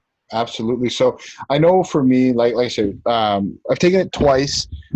The what I love about it is that you, first of all, the people that are there, right? You've got every walk of life. You've got, you know, quite frankly, you have ladies who are in their 50s doing it, and Yeah. you have you know, people 18 years old doing Yeah. it. So And you it's got father, all, son, you mother, got father, daughter, son, like it's all father, sorts. daughter, mother, son. Yeah. So it's all these different people that are there for to learn these skills, right? Mm-hmm. And so I thought that that was one of the coolest aspects of it, because we're, you know, a lot of times in the gun community and shooting community, you get very insular. You get a certain type. We all know the gun bro type of For guy, sure. you know, and to see that not be the case there, I thought was just fantastic, right? You also No, often get a lot of courses taught by former military personnel, right, and yeah, they teach the course as though you were military. yeah, And yeah, for some people, that's fine. Like me yeah. personally, I great. do Like it I too. would love Yeah, to do that. yeah, But the average person does not yeah, want to be yelled at like they're a recruit. yeah. If they wanted to, they Exactly. probably would have enlisted. Yeah, exactly. And that, So like, that doesn't happen at these Mapleseeds. It's very understanding that this is being taught to civilians who are for sure. probably going to be using this, like maybe for hunting, but then Yeah. like you say, you've got the lady who just likes plinking, right? Yeah, exactly. So I thought it was really or you know, so both times that's what I've seen as the people who are there. So Yeah. it's very welcoming. It's awesome. Obviously, the instructors, you know, Rick he's just a wealth of knowledge, and just listening to him talk, not only passionately about Mapleseed, but passionately about the art of shooting, I think Mhm. was really fantastic. You know, he's able to convey that Did you information. have Rick both times? I did, yeah. So when Having, I did it, it was Kelly and Stacy. When I did it. yeah. Yeah. And you know, so having him being able to convey that information in a way that's very thorough, and you're able to understand it. And then obviously you and the other Kris, right? So Special Mhm. K, you, Special and K is vitamin Special C. K, and he's vitamin C. Yeah. You know, you guys were able to also really explain a lot of these things in ways Well, and the that funny are, thing is a lot of like what we're doing as other instructors or as instructors in training, we're just going through the material that we've been taught. I mean, these guys yeah, are extremely well organized, yeah, and the way that they're presenting the information, I mean, they've really designed it so that it doesn't matter if you take a course in Chilliwack, BC, yeah. or at Chaz in Edmonton, It's all the or same. way all the way out at Miramichi Yeah. in New Brunswick. It's all presented the same exactly. Exactly, and I think that that's all. You can see that level of prep and professionalism in it, Mm-hmm. like when you're going through it, which is actually which is so good. Because what was funny is, and I maybe just didn't pick up on it on the first time, but when Rick was talking about this, like the program has actually only been going on for what, 5 years in the country. It's 4 or 5, yeah. 4 or 5, right? Yeah. So when you think, and I was thinking about that, I was like, well, shit, like you took it at year 2, and I took it at year 3, right? Yeah. The first time. Yeah. And I'm sitting here thinking, like, they are that organized. They're that well, like it's that well put together. They've got Well, logos frankly, if it and wasn't this well and organized, they would they, not have been able to expand it to the way that I think. I'm trying absolutely. to remember the numbers now. Rick knows the numbers and he Yeah. says them, and I'm probably going to Yeah. butcher them, but it was something like 25 events The first year, yeah. the first year. They were And up to then 75 pre-COVID. this year they were planning on over 100. Yeah. Yeah. So it's you can see that in the material that it's been thought Yeah. through, and that it's organized, And they've brought other great people on board, like yeah. The shoot boss that is really organizing most of the events in Alberta right now is a guy by the name of Adriel Michaud. Anybody who listens to Slamfire Radio will know who he is. And like Adriel's a stupid good shooter. Yeah. And like knows a tremendous amount about shooting, Mm-hmm. and he took the Mapleseed course, and he's just like turned into this rabid fan, and so like he's kicking ass over in Alberta, and they're just going around, and they're taking their time, but also at the same time very quickly developing an extremely solid group of instructors, so that the original 4 don't have to be going from East Coast to West Coast during their 2 weeks of vacation that they have every summer. Yeah, And that's just going to exactly, allow them, like for example, Adriel right now, Alberta's never seen a September or an October Mapleseed. Right. If Yeah. Adriel wants to run one, he can run one now. Yeah. Yeah. And I think, even the goal of like getting to a Mapleseed a month, like, why not? Right? Why not have that be a monthly activity, or and it doesn't have to be in the same city every month. No, exactly. You do Saskatoon, then Battleford, then Swift, then Regina, then Yeah, exactly. It can be done all over, and yeah. So I think the program itself is really good, and I know from my experience and I've been shooting pretty much my whole life, right? And I know that it was quite funny. So and I'll get into the Remington and all of this shit in a moment, but it's funny because you have this set of well, this is how I shoot, and you can hit a target, thereby good enough, right? Like, and I think that people develop this sense of like, yeah, I'm hitting my target, I can put down a deer, I can do this, I can do that. Yep. What do I need to improve on, right? Like, why?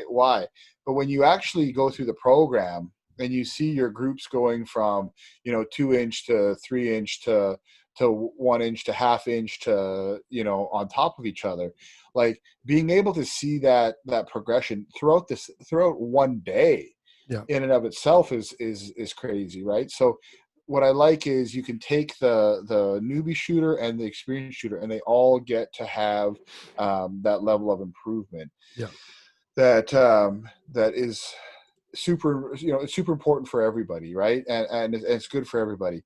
Now, I know the other thing for me was, now that I've gone through it twice, I clearly had I wouldn't say stopped, but I had clearly not continued on with the skills that I learned the first time around as much. Yeah.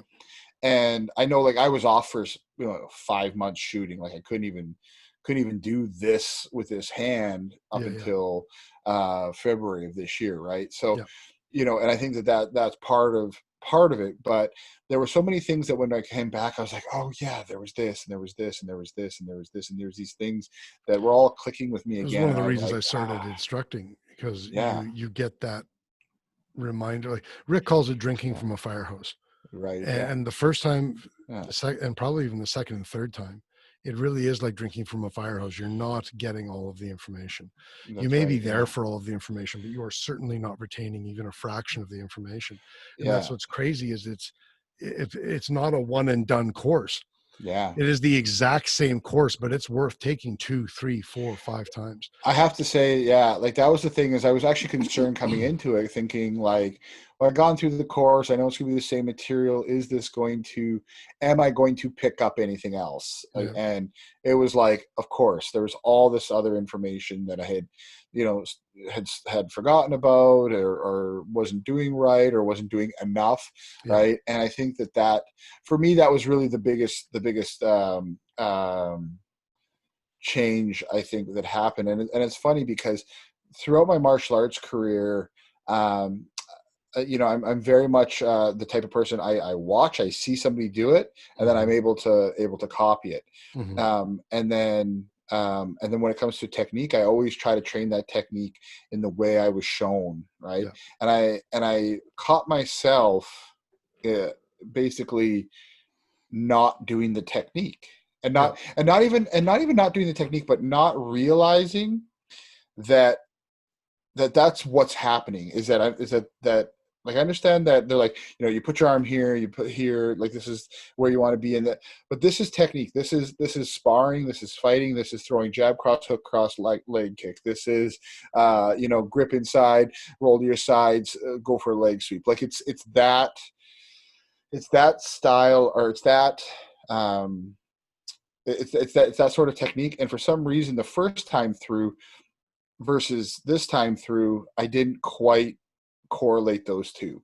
Right. And so, which I think is very beneficial for me, that I realize that now, because I think what had happened, like I say, from the first time, the second time, obviously not being able to train in the skills definitely didn't help, but just not seeing the technique for being technique in the way it would be, say, in the martial art. Right. So Yeah. anyway, So what people can kind of expect if they're doing a Mapleseed, I mean, really the way that it works is kind of breaking down, you know, a day, I suppose. And actually, Adrian Michaud did do, he runs a YouTube channel called The Hunting Gear Guy as well.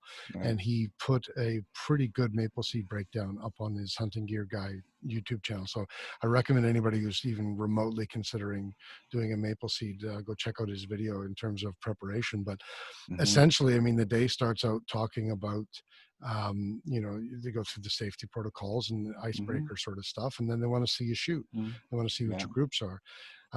Then we go through a series of points of instruction. They show you different positions: standing, seated, prone. They show you how to use a sling in a couple of different ways to help steady your position. And they show you like fundamentals of positions and practice for how to shoot a rifle. And it kind of goes in stages. It goes like point of instruction, course of fire, point of instruction, course of fire, so that you learn something, then you try to implement it, then you learn something, you try to implement it, and it goes along and just progresses along to the point where you've gone through all of the basic fundamentals of how to do it. Now we're going to actually do it. Yeah. And so then they break out these targets, and they're called Mapleseed qualifying targets, and they're a modified version of what they do in Appleseed. And there's multiple stages to it. It's broken into 4 stages. You have a standing stage with the target, you have a kneeling stage, and 2 prone stages. The standing stage is what you think it is. I mean, it's you're shooting 10 rounds 10 in rounds 2 standing. minutes. Yeah. The second stage, you start standing, but then when the timer starts, you have to transition to a seated position. And over the course of 2 different magazines, you have to do a magazine change. It's forced. You shoot 10 rounds on 2 targets. The third stage, you start standing. When the timer starts, you have to drop into prone position and throughout 2 magazines, you have to put 10 rounds specifically spread out over 3 targets. Yeah. And then the fourth is the prone stage, and you have to shoot 10 rounds with 1 magazine spread out over 4 targets. And that sounds easy. But first of all, the second and the third stages have very little time. Yeah. A large number of people don't get all of their rounds off in the time that it allots you. So it's not as easy as it sounds. You've got quite a bit more time in the first and fourth rounds. Most people finish before the timer is actually up in those rounds. Yeah. However, all of the targets are scaled to represent different distances. So you're shooting at 25 meters. And the reason they do that is because they want to remove as many environmental factors as possible. The course at this level is not about teaching you how to calculate bullet drop and how wind is going to affect and ballistic coefficients and all of those sorts of things. This course is about teaching you and how you interact with behind a rifle. So they eliminate those things by just shooting at 25 meters. That's right. And you can use, most people use 22. Some people use bolt action 22, semi-automatic 22. The Ruger 1022 is probably the most popular.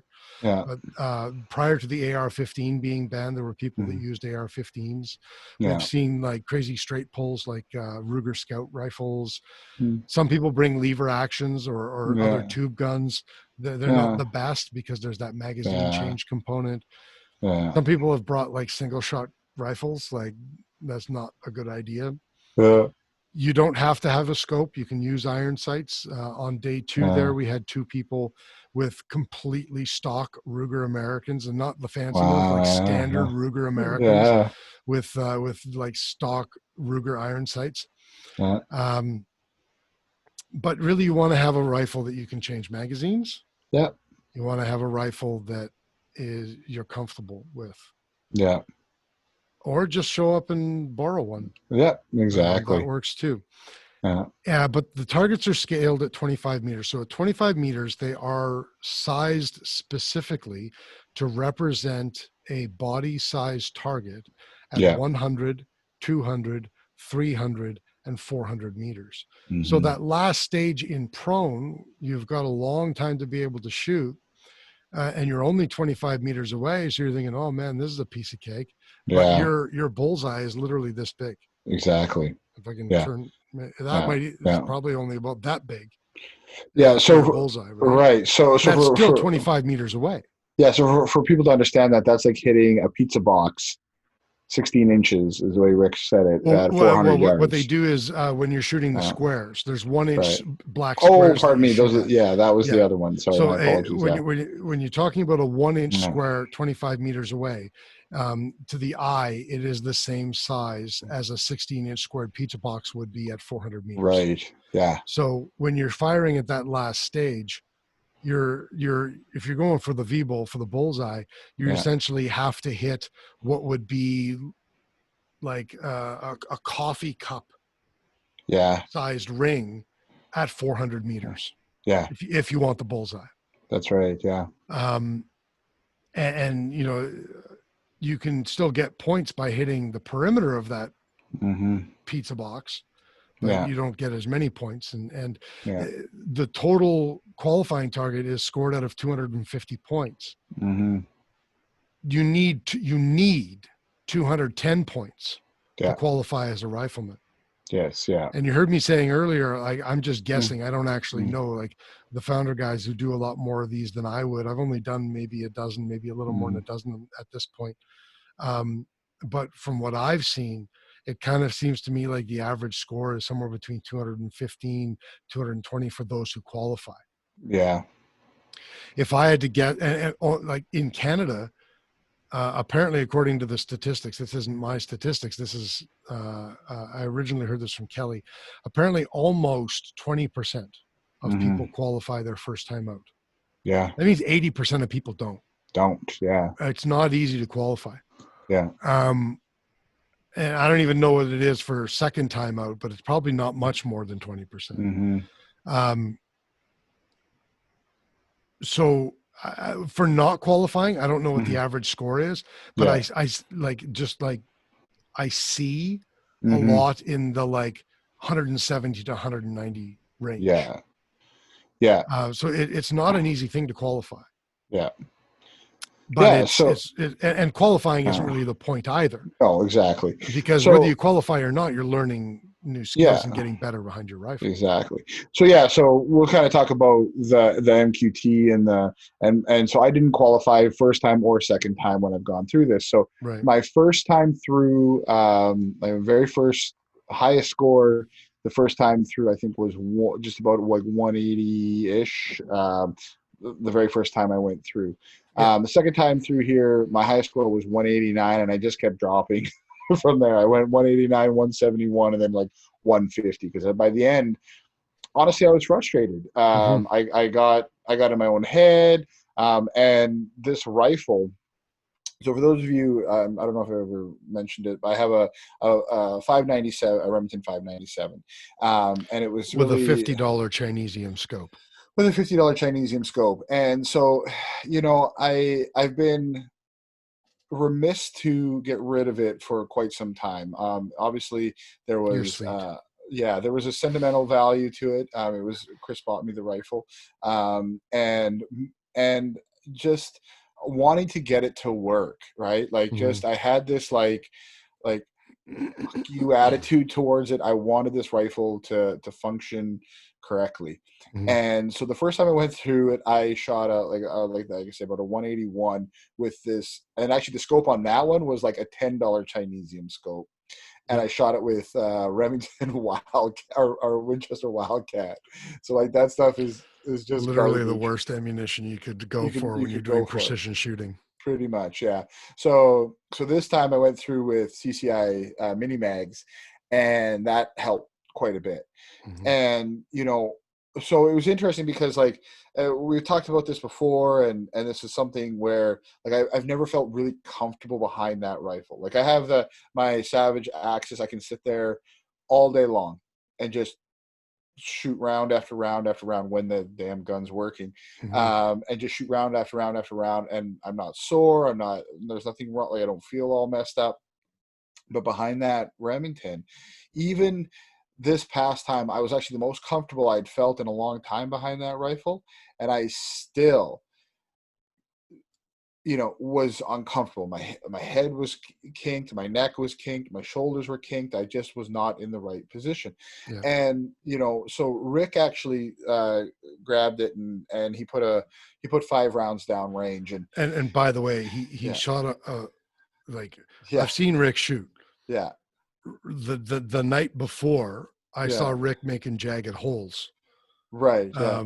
And there wasn't a single one of his rounds that were touching. Yeah, exactly. And so he's like, he gets up, he's like, those optics are shit. He didn't say that, but he goes, they're not doing you any favors. And then he looked at me, and Rick is a really nice guy. Yeah. And so he was trying to basically say, without saying it, hey, you're fatty, too big for that rifle. You're too big for the rifle. Yeah. Get a better. But that's not what he was saying. What he was saying was, hey, person of Germanic descent. Yeah. Exactly. Me at 5 foot nothing, is too big for this rifle. I can only imagine what it's like for you. Exactly. That's basically it. And fundamentally, Rick's not really I think 5 foot nothing. I hope Rick's not listening to this. Okay, he's 5'2". Come on now. Is he 5'2"? I don't actually know. I think he said he was 5'2" or 5'4", but he's probably 5'4". I can't. I don't think he's 5'2". That's fair. Yeah. Amazing guy. But anyway, I'm a foot and a half taller than him anyway. It was just so funny because he was trying not to I don't know, it felt like it upset me. And I'm like, no, man, it's okay. It's okay to tell me that I simply just don't fit the rifle. And I think that was really one of the biggest lessons I took away from this experience was sometimes it's the gear. Sometimes. Right. Sometimes. If Rick can't shoot a jagged hole, it's the gear. It's the gear. Right. And I think that's fundamentally, what this all boils down to for me. So with that said, and frankly, you could get another stock, you could get another barrel. There was actually a guy had a custom stock and barrel on a 5.97 the next day. But I mean, at the end of the day, it's still a 5.97. Yeah. I may as well, get to spend the money and do all the stuff you need to do to a 1022. That's right. And or a 1022 platform. Yeah. It doesn't have to be Ruger. Yeah, and that is my intent now is I'm going to sell off my Remington and build something that will actually fit me, and I think that's so that's such an important factor I think that we don't take into account sometimes. Kelly says that all the time. She says the number one thing that inhibits shooters is they don't fit themselves to their rifle properly. Yeah. And so it was a very important lesson, and obviously getting that elbow underneath, like I was saying, and I know I'm trying not to make excuses, but by noon, I needed ibuprofen. My arm was just dead to the world, because just the way, you got to pull that elbow in and you're sitting like this and you're creating the platform. For those of you who don't know, and I've mentioned it before, is I tore the distal tendon in my bicep, right? So basically No, you didn't tear it. You avulsed it. I avulsed it. Fair enough. And that means tore it completely off. Oh, yeah. It was actually kind of cool. When the bicep was rolling, it wasn't cool, but yeah, it was horrible. Anyway, but that basically allows your hands to be able to do this. So when I have to sit like this for 8 hours, it's a workout. It's a workout. It hurts. Even though you're supposed to be relaxed. Yeah, right. When you got the wrong soft tissues. Yeah, you ain't gonna be relaxed. Right. So that's part of it too, So I think that my third time will be a charm. I'm gonna have I'm gonna have a properly fitted rifle. I'm going to stretch, and the biggest thing, of course, is I'm going to take all those lessons that I learned over the past 2 courses and really apply them every single time I'm shooting, right? Because I think that's, of course, the most important part is ensuring that these, because all skills, especially anything physical, is a perishable skill. Yes. And I genuinely think that is also one of the biggest issues too, is didn't get to shoot for a long time, and just the loss of what I'd learned from the previous time. Excuse me. But with that being said, I would never, I wouldn't change it for the world. That experience is just so good for me. And for everybody thinking, yeah. well, it's 22, I don't shoot 22. Well, you don't. This isn't applicable just for 22. This is applicable for everything. And by the way, not everybody shoots a 22. In Manitoba last week, there was somebody who brought a Mosin Nagant and shot that. One person had a Nagant, and the person right next to him had an SKS. Once I qualify on the 22, I'm so bringing my WK, and I'm going to do it with my WK. You know what? You won't have much of a difficulty doing that. My goal, and I don't know, I haven't even tried it yet, so I might even be able to do it right away. But what I would really like to do someday, when somebody official is around, like whether it's Rick or Kelly or somebody, I would like to do it with an Enfield. Yeah, that would be actually kind of cool. Now, I very rarely, other than my hunting rifle, I very rarely shoot bolt action. Yeah.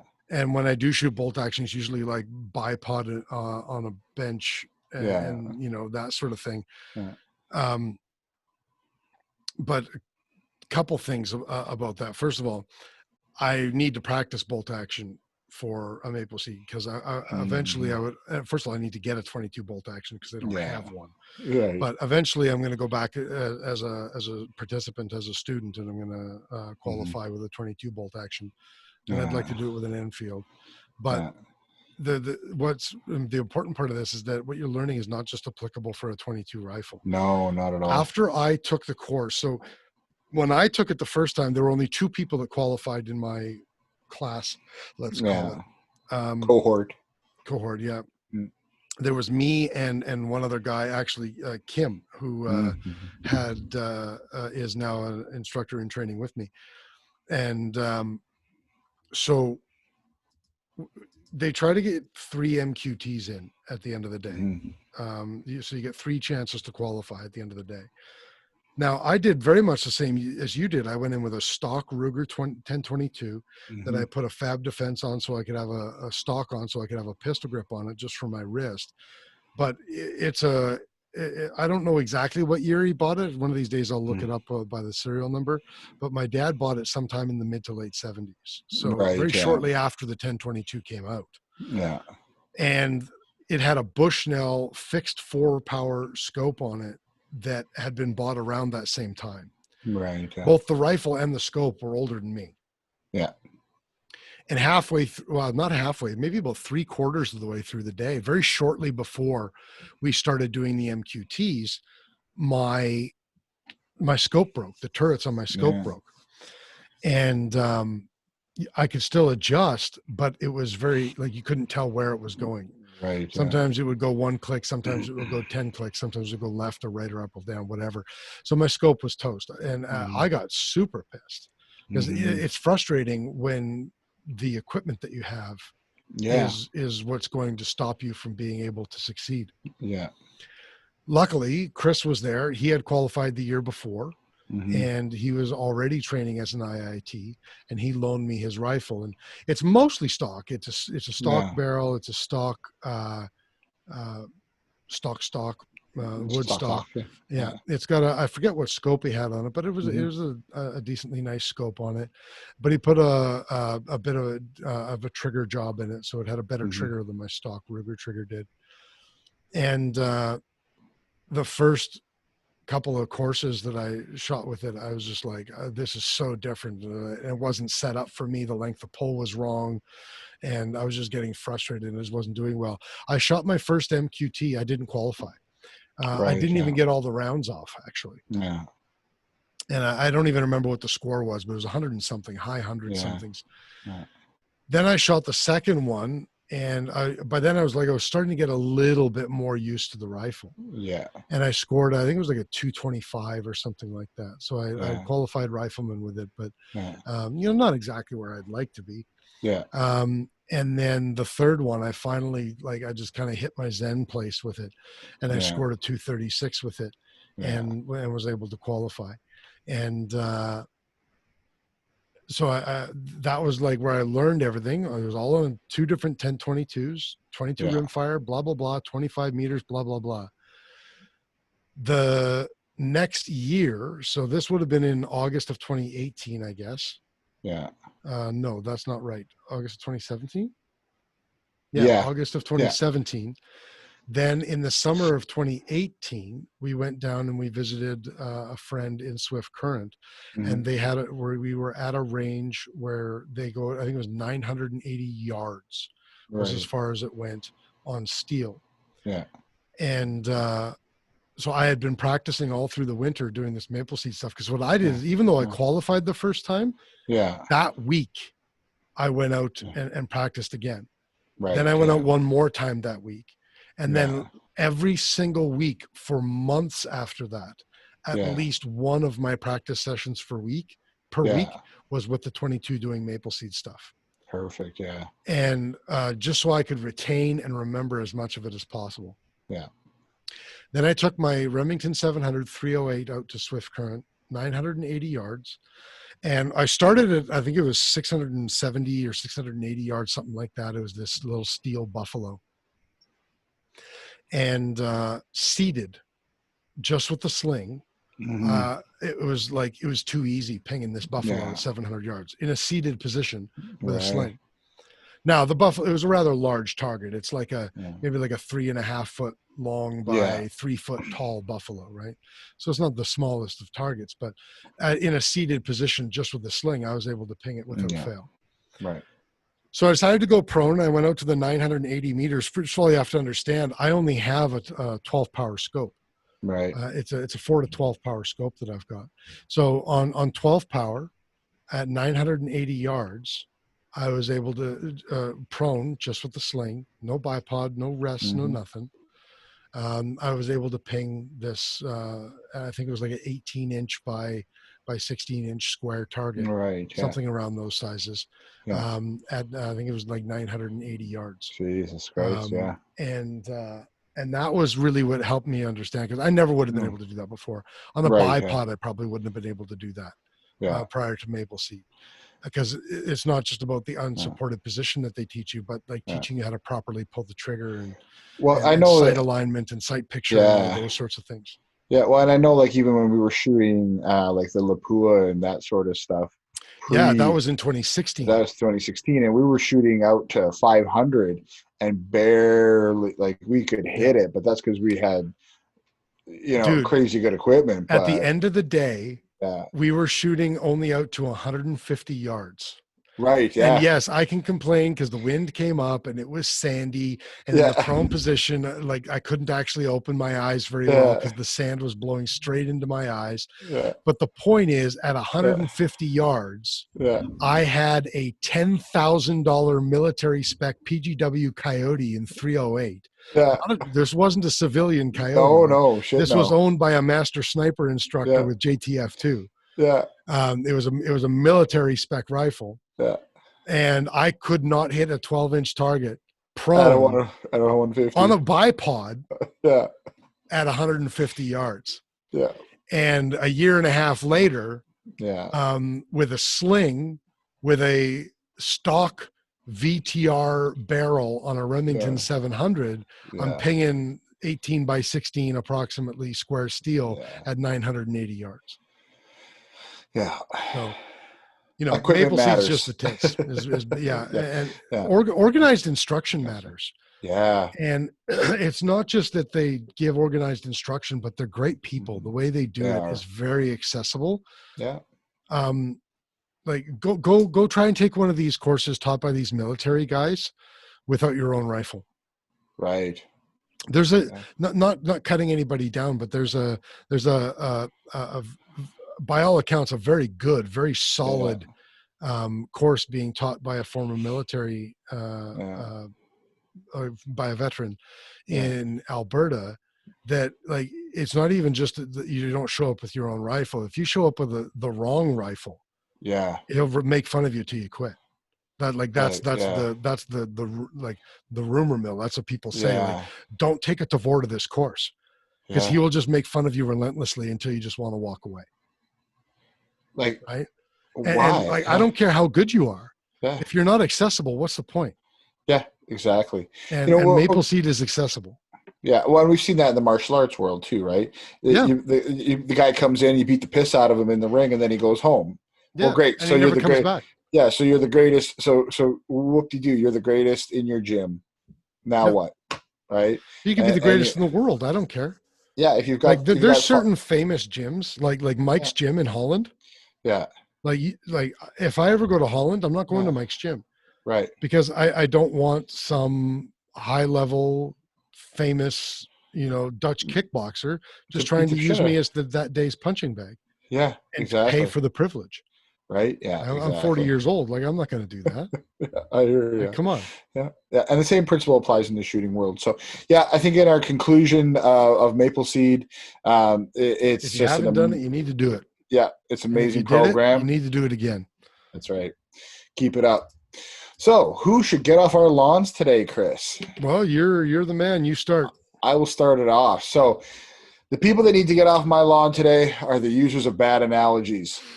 You people who try to equate seatbelts with wearing masks, or that wearing a mask stopping corona is a fact like gravity is a fact. When you use analogies incorrectly, sorry, I got to pull this down here. There we go. Sorry, folks. When you use analogies incorrectly and, oh my God, I'm sorry. Or in a way. I can read it for you. No, it's all good. I got it here.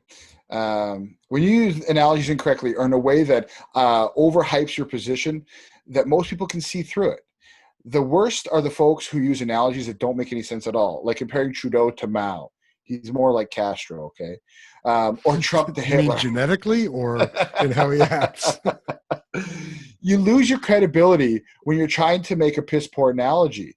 So you can take your false equivalencies and your hyperbolic rhetoric and your freaking and analogize them all the way off my lawn. You wrote that anal AJs, right? Anal AJs. Yeah, I was you right. must have been in a hurry. I was in a hurry. I was typing fast. Yeah. So basically, I'm just going to rant for a second without my write up. But basically, you guys, you have to stop making these false equivalencies. You got to stop making these false analogies. People don't buy it. They're not listening. All that happens when you equate something that is so, you can use an analogy to explain a situation to somebody and they'll get it. But when your analogy is so far beyond anything that's actually comparable to what you're trying to say, people will stop listening to you, right? The joke's not funny. And then you just form an echo chamber. There's hyperbole and there's false equivalency. That's right. Exactly. So people got to stop it and get the hell off my lawn. Kris? My turn? Your turn. Well, ice cream needs to get off my lawn. You're delicious. You come in all sorts of forms and flavors: extra creamy, iced milk, coconut milk, vanilla, chocolate, and loaded Reese peanut butter cup. Your only problem is that you make my tummy upset.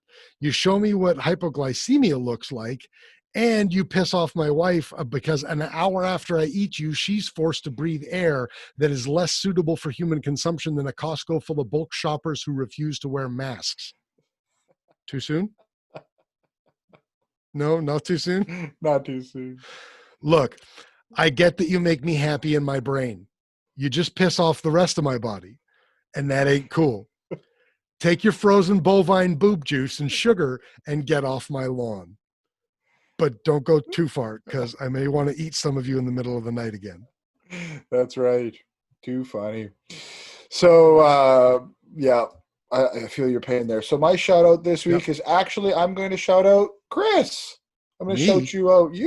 I want to shout you out. I know. I want to shout you out this week for Project Mapleseed for really getting me back into shooting years ago. When I had really fallen out of where I wasn't doing it, helping me rekindle my passion for shooting. And so I want to shout you out. Obviously, Project Mapleseed, you're not getting paid and you're a volunteer, and that's a lot of hard work. And, you know, you're out there multiple days and you're putting your own time and energy into it. And so you deserve a shout out this week. So there you go.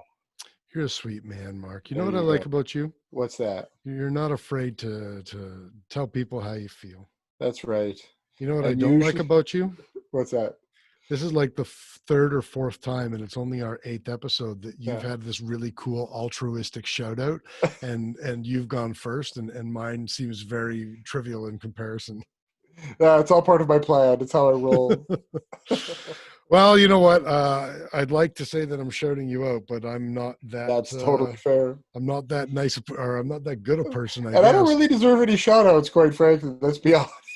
Well, you probably deserve a shout out just for dealing with my bullshit. I mean, I talk over you all the time. All the time. Half the time I don't listen to what anybody else is saying. I mean, you think you're opinionated. I mean, Jesus. Your opinion is that you're more opinionated than me. I think I'm roasting myself because you shouted me out. All right, here's my shout out. I'm shouting out my brother. One of my brothers. I have 3 of them. He recently turned me on to an idea for a truck to tow my trailer that I'm currently renovating. It's not only a great, inexpensive way to tow my trailer and hunt, it's likely to save me thousands of dollars in my trailer renovation also. If you don't have a brother, you should probably get one too, because sometimes they don't suck. Sometimes. And I know you have a brother. Specifically he sucks. Well, you know, it's funny. This brother, I'm probably the closest with this brother now that we're adults. Yeah. But when we were younger, he was the worst. Yeah. I'm sure he would say the same thing, that I was the worst. He listens to some of these episodes too. I don't know. There's no guarantee he'll listen to this one, but he listens to some of them. But like, he's the youngest in the family. I'm the second oldest in the family. Oh yeah. And it wasn't a good combination when we were younger, but we seem to have reasonably similar interests these days. So it's that's good. He's not a douche anymore. And specifically what I was talking about is I'm thinking about getting a older, inexpensive truck to be able to tow our trailer, like I mentioned, and to go hunting with and all that sort of stuff. But I'm specifically looking for like a late 90s Chevy Z71. Right. Z71, because that's the off-road package. It's got some upgraded suspension. It's got a rear locking differential on the 4x4 and a little bit beefier frame and all that sort of stuff. But it's hard to find one that doesn't have rust on the body. Mm-hmm. And so, you look at this paint job, you're looking at what, $6,000 to $8,000 for a reasonable paint job, 10 to 12 for a good one. Yeah. Well, he turned me on to this Raptor liner. Raptor liner is a specific brand of spray-on truck bed liner.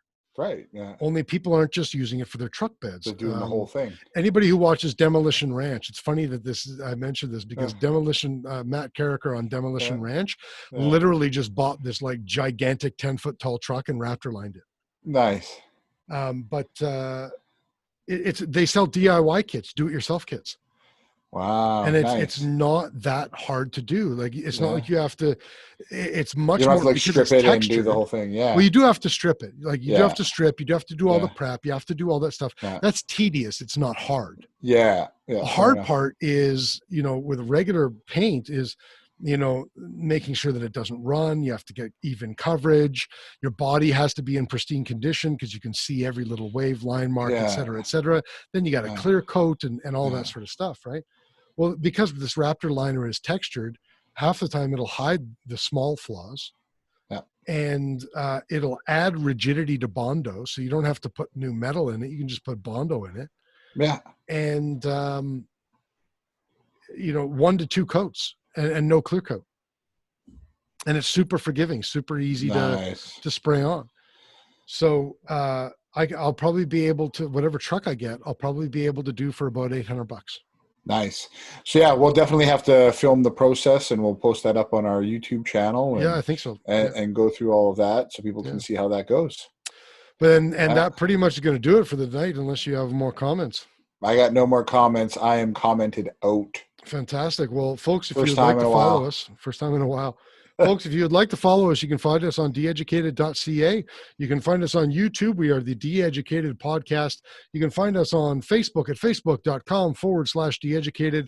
You can also find us on Patreon at patreon.com/DeEducated.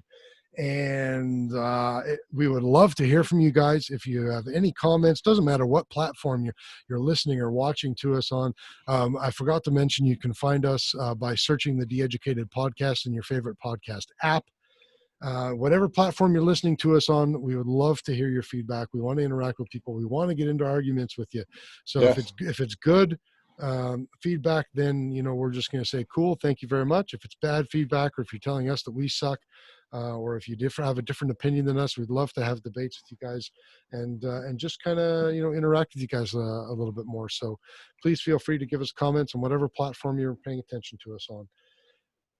And that's going to do it for another episode. We will see you guys all for episode 9 next week. I still don't have a tagline. I never think about it until just this very moment. So, Mark. But I do. Bye.